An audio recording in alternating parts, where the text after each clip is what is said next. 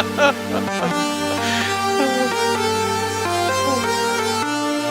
hi, folks. Giving Thamin a hard time.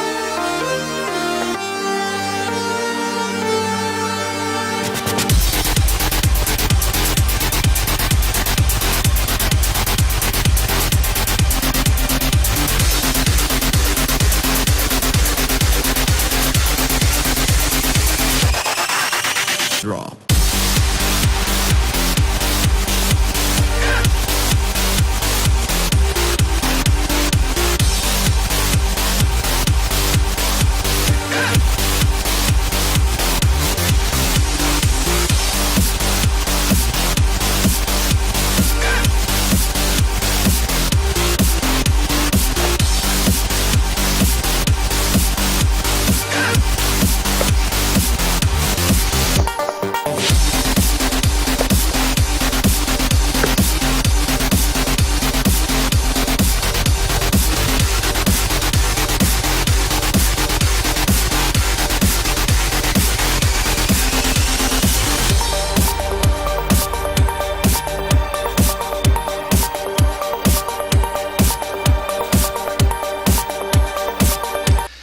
Alrighty, folks.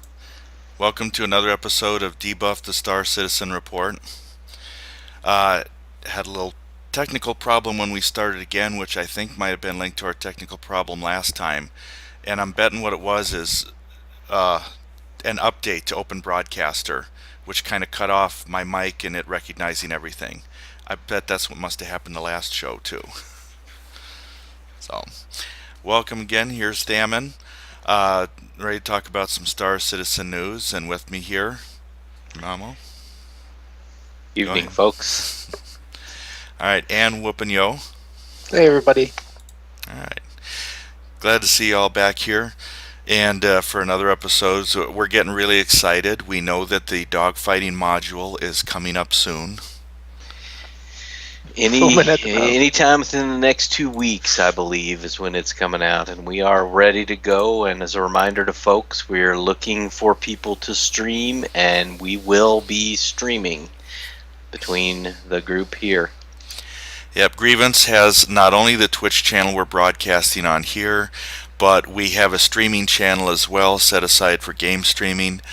We could stream on either, but I'm going to have to get that info out to folks too, so that you realize too we do the streaming. We did streaming this past weekend when Elder Scrolls Online released. We did a 24-hour stream on release day. And I imagine when the dogfighting module goes out, we're going to do as much streaming as we can on that channel too. So, but yes, looking for streamers. So, if you don't mind being in front of the camera. Not that you have to set it up where you're in front of the camera. You don't even have to set it up that we can see your face or hear you, just as long as you fly around and don't blow up as much as I do. Should be fine. Yeah. Yeah, and if you blow up, that's okay. You're showing the audience both sides of it, Yeah, that's what the majority of my stream will be, I'm sure. Memo exploding. Yeah, it was part of the plan. So a few numerous updates here. Some of it from updates related to the dogfight module coming out, a little bit from 10 from the chairman, a little bit from Wingman's hangar as well. So, next thing I was going to talk about, we have they're offering some more merchandise. They're offering some patches that are on the website, and let me pop that up here.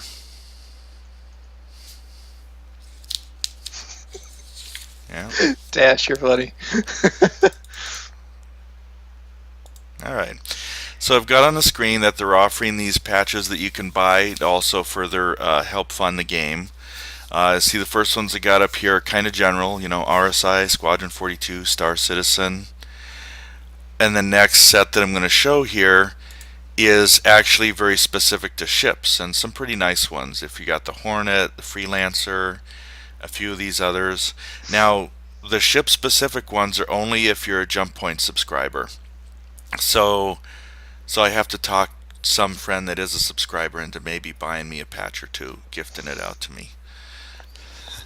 We're actually talking about it. We might actually design a grievance style patch and have like a G in the middle or something like that, and one of the ships or whatever squadron we call sign that we go by. Back in EverQuest 2, we went with when it first started. We were Team DPS, and it was a whole group. It was group Nice. 3 always in the raid, and we'd be like Team DPS, rawr! And we'd all have like some special tagline, whatever, and we'd all rush up and just beat the crap out of whatever mob it was. It was so much fun. Yeah, I've been trying to talk the powers that be for several years into giving us like maybe a vinyl style grievance sticker that you could stick and remove. I think that would be awesome. Mhm. Nice. But Oh wow! So, and yes, looking at the chat here, Arlia, yeah, those first ones are all gone. Only the second set, which must be the subscription ones, are available. Now, Deshiva, I echo your comment here on this one. Let me pop this down for a second to talk to everybody on the screen. Yeah, as much as I am a Star Citizen fan, I agree. Little more game, less merchandise. we're all feeling that. A little more game, a little less lore as well. I mean, as interesting as that is, we need some meat and potatoes of the game here. Little As less opposed to conversation, just- little more action. Exactly. Whoop, whoop, nailed it there. Also, take this moment to welcome Arlia back. He has been ill for the past several weeks, and he is now back with us. So, welcome back, Arlia. And I was going to say, yeah, so to add to that, we love Star Citizen, we love all the Star Wars references, but you keep throwing merchandising out. Chris Roberts starting to be the Ron Popeil of That's a great analogy. Kickstarter projects. That's a great analogy. We don't want Spaceballs, where the Mel Brooks as Yoda takes you back to where the real money from the movie comes from, the merchandising. Merchandising. That's a That great yogurt. analogy. And just to add, because it was part of the story too, they're the first Jump Point limited issue of Jump Point Volume 1, 13 issues bound together, $80, and I'll put it up here. Now watch Arlia tell me that those are out too. I don't know. But this is where if you were a subscriber, then you were really in the know over the course of the first year.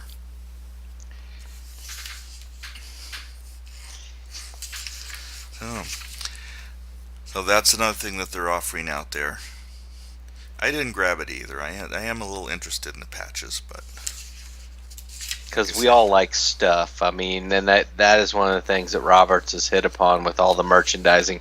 People like stuff. There's not a tangible product for us to get our hands on. Hopefully in the next couple of weeks there will be. But, they keep throwing stuff at us, and who doesn't need more stuff? okay. Arlia threw it up in chat of the Jump Point magazines. 352 are available. If the average person that watches this show in the first week or two on YouTube sees that, then they're all going to be gone. So Yep. better rush if you want to grab it. You said they're $80. Yep. Yeah, I won't dig into that. If someone locally in Minnesota buys that, I wouldn't mind looking over your shoulder. Well, we need someone like, yourself, Thamin, who's going to be coming to the get-together in June to get those, and then you could bring them so we could all enjoy them. I think that's another reason for you to buy. Oh, now that'll be some advertising for Star Citizen too. We get to our get-together, and folks do some streaming from the get-together. Our guild has a big one in Pensacola, Florida this year, same place as last year. But you'll see the streaming, and somebody will be off in the corner, looking at the Jump Point magazine and going through it. Arlia's probably going to bring like 2 with him. Hey guys, look at this.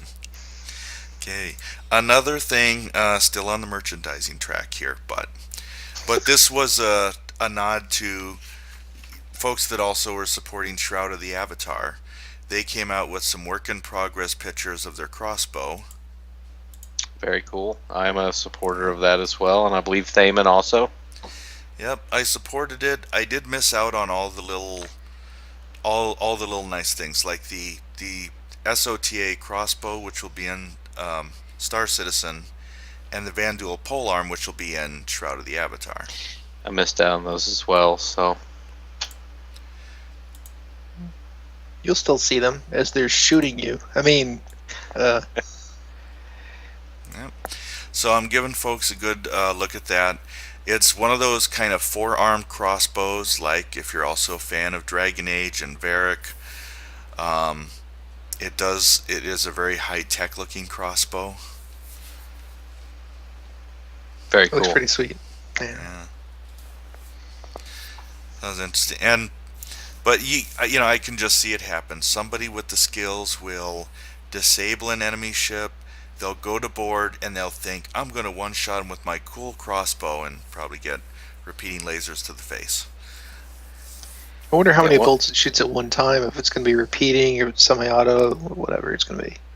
It does have a device on the bottom here, which I interpret as a magazine, although that's a very small Yeah. bolt. I guess it depends. Well, the bolts might fit lengthwise into the clip and reload that way. That would be weird, though. It would have to be able to compete with, the regular style guns to be of any use whatsoever. So I would assume, that it would be able to compete with regular laser guns. Otherwise, what would be the point? One of the things Arlia and I were talking about, I talked to him last night online, was some of the redesigns on the ships they've done. Because you had ships like, I believe, the Freelancer that had one long corridor from beginning to end. Well, if you were to board a ship like that, how would you board a ship with just one long corridor? I mean, that would be the easiest thing in the world to defend to the end, pretty much. So they've redesigned some of these ships with multiple, passageways just for, boarding. Yeah. Possibly so. No I mean, the pew-pews. Freelancer, I kind of think of that too. If you were able to come in, if you're able to board where you can actually get onto the Freelancer, it's 50-50 choice. Either somebody's sitting at the controls pointing a gun back at you, or somebody's sitting back in the cargo pointing a gun back at you. But if you're able to somehow board on one end or the other, yeah, it's kind of straightforward down the thing. And I haven't had the luxury of looking inside a Constellation yet, although that's fairly Just linear one too. big room. The cockpit is up in the front, and it faces directly out onto the cargo area, all the way back to where the crew bunks are at. The only separate room you have in it is the ginormous bathroom that Which you could you can get locked in. It's freaking ginormous.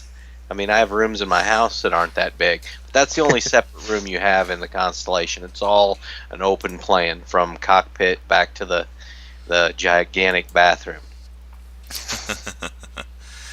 Alright. So I was going to go on to our next subject here. I have a short, minute and a half video. They've got a few episodes out which are discussing, the upcoming Dogfighter. And they had this segment, which I thought had a few interesting things in it, showing the X55 Rhino from Hotas, the joystick, and a guy's kind of going over it. And I'll go ahead and pop that up, but I thought there was a few interesting things about that episode worth mentioning here.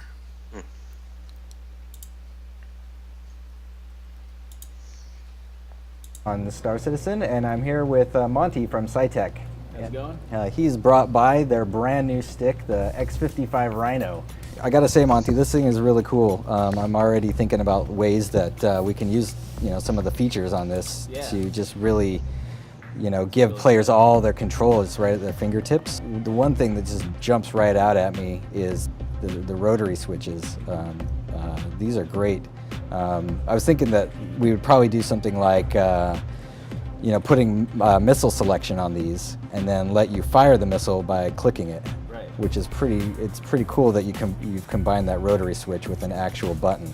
The other thing that we've just implemented is the concept of weapon groups, and we've bound fire buttons to weapon groups. Mm-hmm. So now we've set it up so you can put your guns in different weapons groups, and each group has a different button assigned to it. So, like right now, if you pull the main trigger, you get the two turrets that are on the Hornet. Those are firing with that. But we use another button and we get the neutron gun. And the third button, we get the Gatling guns that are on the wing. So you can actually really decide at a moment's notice, like if you want to shoot all of your weapons at once, or just a set, It gives you a lot of control. With the SiteTech programming software, you can actually have 3 different modes. That would be really cool with the mode button, switch between the modes, and you go from your combat mappings to your mining mapping. But I think that's a really cool feature. Alrighty. So they were talking about that joystick, and I know they've talked about, again, merchandising, trying to develop one with somebody, so I thought it was interesting they had that one off the side. But they talk again about some stuff we're used to from old Wing Commander games, weapon groups and stuff like that. Well, what kind of question was that? You can hit a button and shoot. Do you want to shoot all your weapons at once? What kind of question is that? Of course you want to shoot all your weapons at once. It's more tactical than that, man. You got to take out their shields and then you take out their armor. Come on. Everything. Just unload. Full salvo? That's the only button you know, huh? Yeah. You don't need separate buttons for all these guns. Just one button. Different weapons are more useful on different hard points. So I could see using an energy weapon to take out the shield, something like that, and another weapon, like an ion weapon, to take out the engine or life support or something to make the pilot's day a living nightmare. But, it doesn't always have to be like shoot to kill, whatever. And if you had kids, like I say, there was that one switch down in the corner that you could switch between 3 configurations. I can imagine one of my kids finding this joystick on my desk and messing with the pretty buttons and mess myself up when I'm in the game. Nice. So I'm gonna borrow another Mel Brooks reference, to stand back while I whip this out. So this is what I got for practicing for when Star Citizen comes out. That's a big stick, Thamin. Yeah. And this is a HOTAS Thrustmaster. That's exactly what I have as well. I've had it for a couple of years. Yeah. And I got this thing for 2 reasons. One, it has a load of buttons that I can program. That was actually number 2. Yeah, it was relatively cheap. Yeah, it wasn't too expensive for what you got. You got a throttle and a joystick that you could have together as one unit, or you could separate them. And it was relatively affordable. I think it's even more so now. Yeah, probably so. And it's, like I say, it's one of the ones I went with. I think one of my longest posts, my longest post on the forums, I was kind of asking folks, what setup are you using going into the game? And this was very early on. It was probably almost a year ago. It wasn't too long after the Kickstarter. And it ranged all over. Some people would be using 2 joysticks. Others, wanted to know about the Xbox controller and stuff like that. Well, there'll be mods for everything, I'm sure. This takes just slightly off topic here, but while we're talking about the hardware that goes with the game, what are the thoughts on the direction that Oculus Rift has gone? Because we knew that was going to be a big part of Star Citizen, and now that that's been snapped up by Facebook, good, bad, indifferent on that? I wasn't sure. Chris Roberts seemed to think it was good. More money, more tech. With me, I'm like, I see both the good and the bad side to it. One, Facebook's got it now, and 2, they have unlimited funds to, put into it. Yeah, I'll think it's a good thing. Although, sometimes when the big companies get into stuff, I don't like it. Like Google getting their paws on YouTube, and now when I go onto YouTube, I have a name, of course, a made-up name that I use when I browse YouTube, and for will eventually be my channel and such, but it wants to throw me on there as my Google name, like right out there in front of everyone. It's like, same here. I mean, are you saying that you will or will not be playing Farmville on the Oculus Rift? I don't have any kind of Twitter, anything Facebooky. I don't believe in that style, whatever. And I don't really care if it's in 3D. Because I get immersed in the game with just the friggin' monitor. Just one monitor on top of that. So, like, I'm going to need something else to distract me? No, that's okay. I'll be the next thing, too. We even talked in the past about multi-monitor support, and I make do with just one monitor here, even running this show, which is kind of difficult, managing everything on one screen. So, I think in the not too future, I'm not only going to need a new computer, I'm going to need a second monitor. So. Why stop at 2? If you watch the video that you were just showing, they talk about their tech specs and how many gigs of RAM they have. It's average like 32 gigs, and they have like the Titan 700, 800 series NVIDIA card. So it's obvious that they're all starting off with the NVIDIA system, and it's going to be pretty obvious that you're going to need a 64-bit system for Yeah, Windows absolutely. 8, whatever. It's going to be at least 32 gigs, I would think. Nothing's gonna run on non-64-bit anymore. That's kind of 32 bits kind of history for gaming platforms and everything. I was going to go ahead and throw out, because we did hit the latest milestone recently. So $41 million achieved. Amazing. What you could do with $41 million. I would do a whole lot of nothing is what I would do. Develop a game. Wait. Cheap little one like Farmville 2. I don't know. Well, the ones would make you billions of dollars, you mean? What was that Goat Simulator? What? Yeah, some people brought that up. I didn't even look at it. Goat Boy Simulator. There you go. So let me go to $41 million. Let me read this off so everyone knows what that gets us. Procedural Generation R&D Team. This stretch goal will allocate funding for Cloud Imperium to develop procedural generation technology for future iterations of Star Citizen. Advanced procedural generation will be necessary for creating entire planets worth of exploration and development content. So it'll be a special strike team of developers. And Chris Roberts said, with this funding, we'll be looking into procedural generation to help build the universe out in greater detail and scope in ways we didn't think possible when we started developing the game. Oh. And It's a mouthful, dude. Yeah. Yeah. It read easier in my mind. And they've attached to that, so it's still out there. Folks want to get out and vote on the next stretch goals player reward. They had, and the one that won, the latest one, was a UEE Marine Combat Armor Orca Omni Roll Combat Armor. So that's going to be the $43 million goal. And you can vote on what you want after that. I've been voting toward that extra hangar room, and that's been in the lead for this next one, so hopefully I get that. I don't need much hangar space. I only have one ship I plan on crashing. Oh, gosh. Need plenty of room in the hangar so eventually, if I do get a buggy, I'll be cruising through the whole thing. Make a nice little course. Okay, hey Neandir, welcome to the channel. Arlia asks, what actually is procedural generation, like random generation button? I don't know that it's as much random. Maybe it could be used that way, but it sounds like it's a way that they can still build a lot of stuff quickly.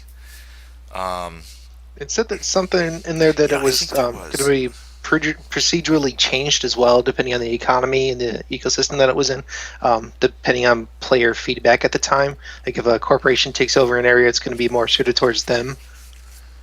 Yeah, I think, but actually, now that Arlia says it, I think there is some slight randomness, and I read it the way that I kind of think if folks are used to playing, Civilization game, that's pretty popular. When you start on a new map, the thing can build a whole new world from scratch, lakes, mountain ranges, all that. So I kind of think it's along that terms, just a lot more, detailed and fine. I think it would be necessary, yes, if you want to be able to explore an entire planet or fly through the atmosphere of an entire planet. So it's a big step, but again, more game, less merchandise. Let's get it out there. Alright. Now throw out some Wingman's Hangar. And a lot of these are from like Wingman's Hangar 62. So. Some of it was, again, just talking about preparing for the dogfighting module. They talked about continuing progress on how folks match up, streamlining their system so that it runs smoothly, connects well, streamlining the back end of it. So it sounds like just a lot of technical preparation to get that rolling. I'm kind of hoping that we've got, obviously with PAX East coming right up, our next show in 2 weeks on the 19th, that we're going to see something by then. Yeah, that we'll be able to report on how our impressions of the dogfighting module. That's what I'm hoping for as well. Did you get a Hopefully ticket for we'll- PAX East list yet? Oh, I haven't. Nobody's mailed me one yet. Yeah, I wasn't one of the winners either. This'll, I think, goes hand in hand with what I just mentioned a moment ago. So, Behavior in Montreal, working on a system that helps create rooms not just for the asteroid hangar, but for PlanetSide as well. And it's also being made to change buildings easily as changes in the economy demand. As soon as businesses go under and such, maybe.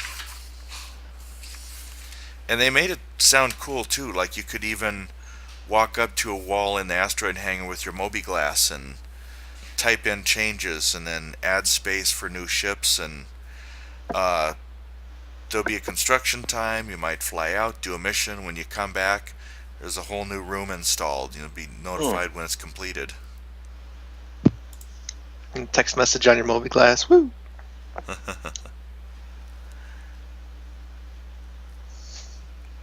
I'm reading the comments now in chat. Fish tank stream. Yeah, we had someone link this on their stream. They were doing a 24-hour fish tank stream, so now they linked us. And yeah, I've seen a few folks doing that. I don't know of any streaming of the fish tank on the Grievance streaming channel, but a lot of stuff there, so folks should check it out. Dogfighting module will start out with HOTAS support, and there'll be profiles so that users can customize. Well, that's good news, but I don't know how they couldn't. If they came out with just a mouse and keyboard option, they would probably have a general revolt of the player base. So that is good confirmation. Yes, I can still imagine a lot of people flying out there with just figuring the basics will work. They'll get out there, but they'll be missing some key button. How come my missiles aren't firing or whatever? Stop! Stop! What's the stop button? Let's see, they went on to talk about how bounty hunters will have a system that will help them hunt people down. So you're not just waiting to actually bump into someone and, scan with your Mobi-Glass. Is this person wanted? No. This person wanted? No. So you don't have to worry about that. There will be a system to help you find the perpetrator. Didn't Star Wars Galaxies have that for the bounty hunter class? Or you had to just set out drones or something like that to go search areas? And no, I didn't get that far in Star Wars Galaxies. I was just there for the beta. I know I missed out. A lot of people, it's a big game. I think about that last bit is thinking about Cowboy Bebop. They were bounty hunters. There'd be this bounty hunter program that give them the news. They hardly ever actually collect any money from their bounties. But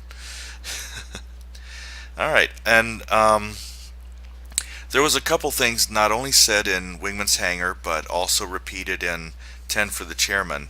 People are being reminded that even though they're talking about releasing Squadron 42 in episodes, those episodes will still all precede and complete before the Persistent Universe. Because we had some folks wondering if they could go out and come back. It's like, no, Squadron 4, at least it will all be released before the Persistent Universe. Now, whether you can finish it or not beforehand, that's individual player taste, I guess. I'm probably going to play through Squadron 41 so I'd learn how to crash easier. Yeah. And that last little bit, a person cannot just steal your ship while you're parked on a planet. Well, that's good news. Folks are wondering about that level of, so. But yeah, 10 for the Chairman. That's why we kind of started where he was also reiterating the episodes, but he gave us a roadmap as far as what's planned. The first step is going to be Dogfighting 1, single-seater ships, and that's going to be coming up. So everyone starts off with the Hornet, other ships added as they get in, like the damage states and all that. And sounds like, especially for the start, when it's all Hornet, if you don't have a Hornet, one's going to be loaned to you in your hangar, you get in the Hornet, and you're able to start up the dogfighting module. Dogfighting B2 is a larger multi-crew ships dogfighting. So that's where we're going to see the Freelancer, the Constellation, and maybe the Idris, although he said again that's a little down the line. Yeah, the logistics on getting that up and going are going to be interesting if we get to see, behind the scenes on that. It'd be really cool if you could have squadrons and you could pick what ships each squadron's going to take.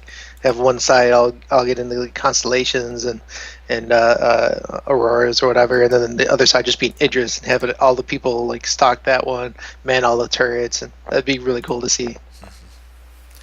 See. Oh, after the multi-crew ships, there will be the first-person shooter alpha test on an abandoned mining colony. So we'll get to play with that. That sounds pretty cool.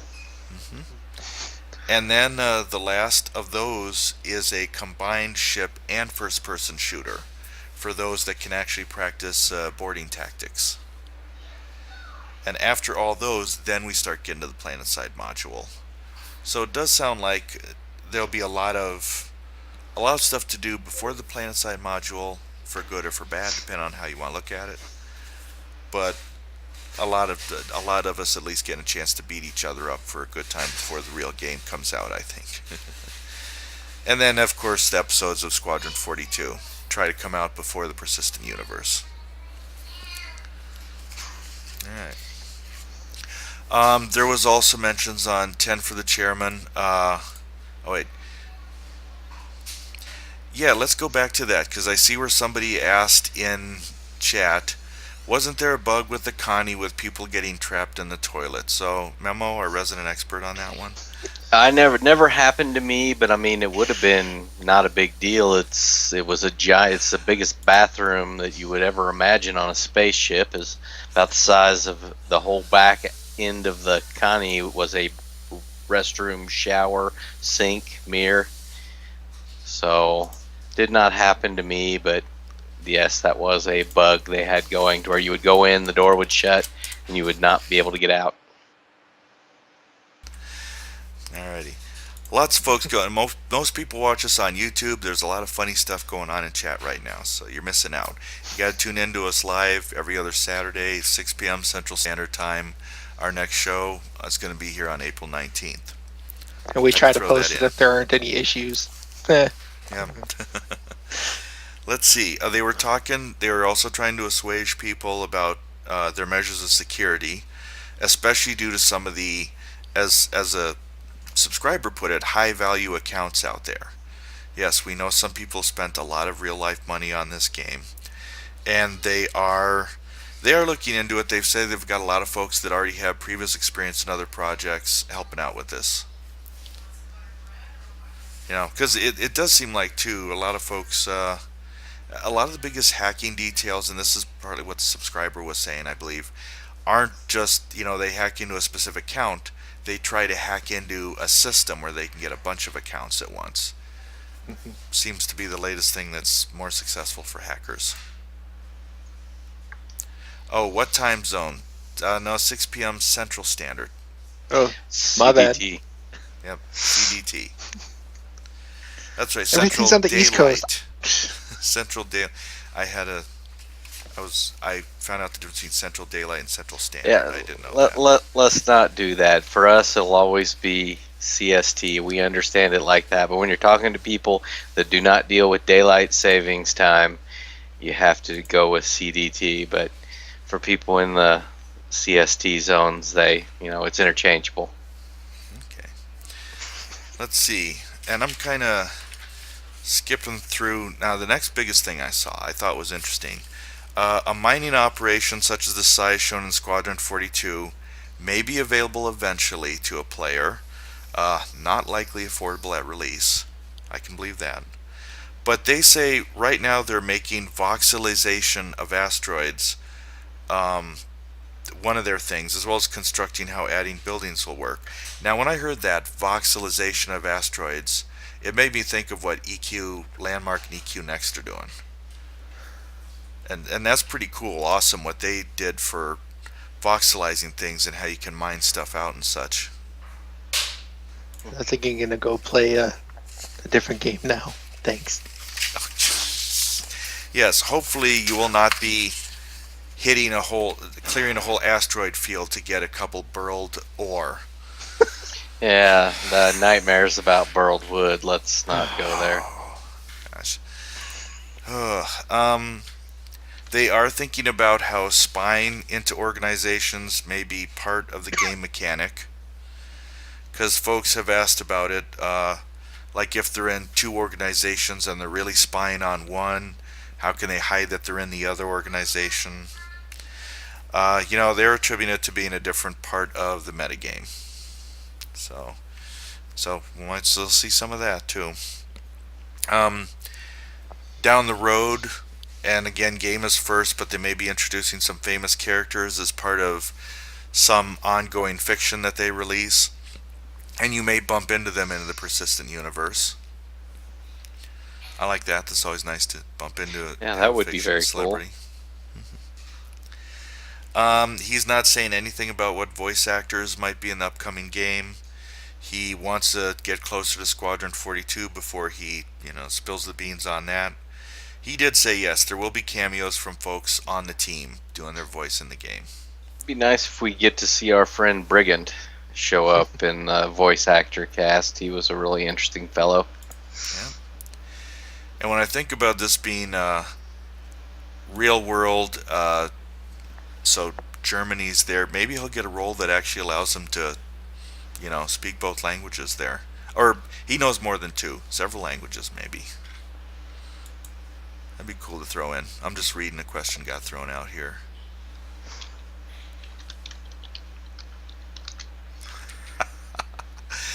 I think it's interesting. Okay, CGF Strayed said in our chat, from what I gathered, people will be in dozens of organizations, which will be interesting if two go to war with each other and you are in both. Do you get points for killing yourself? That's an interesting thought. Probably Team won't kill is happen always that minus easy, one, but, dude.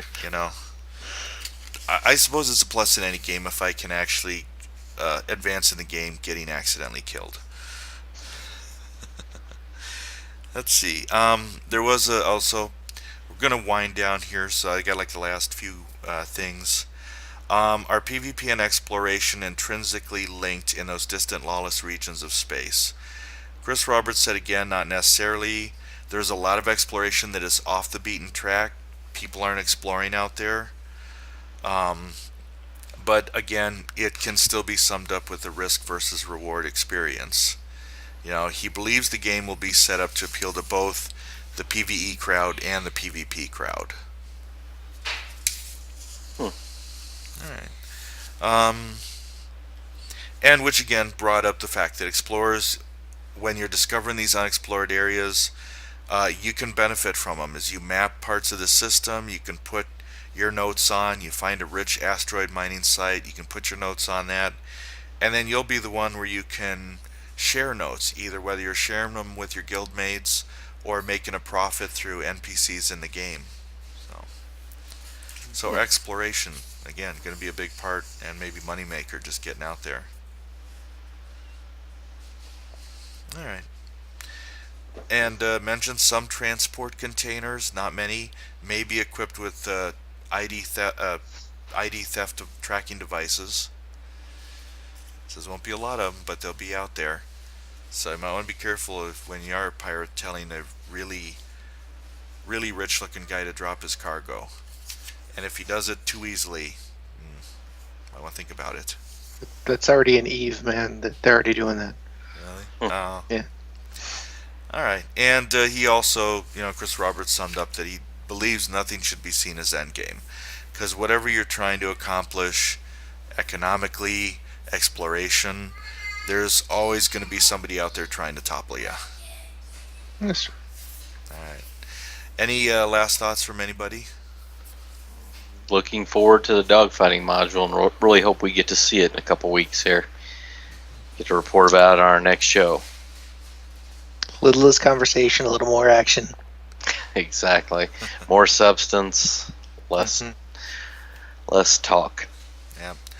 I'm glad to be a part of this game. Yes, we want to. We can't wait for the game. We want to see the game. All right. Well, again, thanks, folks. Keep your eyes on. Oh, go ahead. Oh, I thought someone said something. Keep your eyes on Grievance. Keep your eyes on our Twitch channel, our streaming channel. When stuff comes out with the dogfighting module, we're going to be set and ready. We're looking for those streamers, and we're going to have them on the channel. Our next show, again, April 19th, 6 p.m. Central Standard or Daylight Time. And we will see you all in the verse. Night, folks. See ya.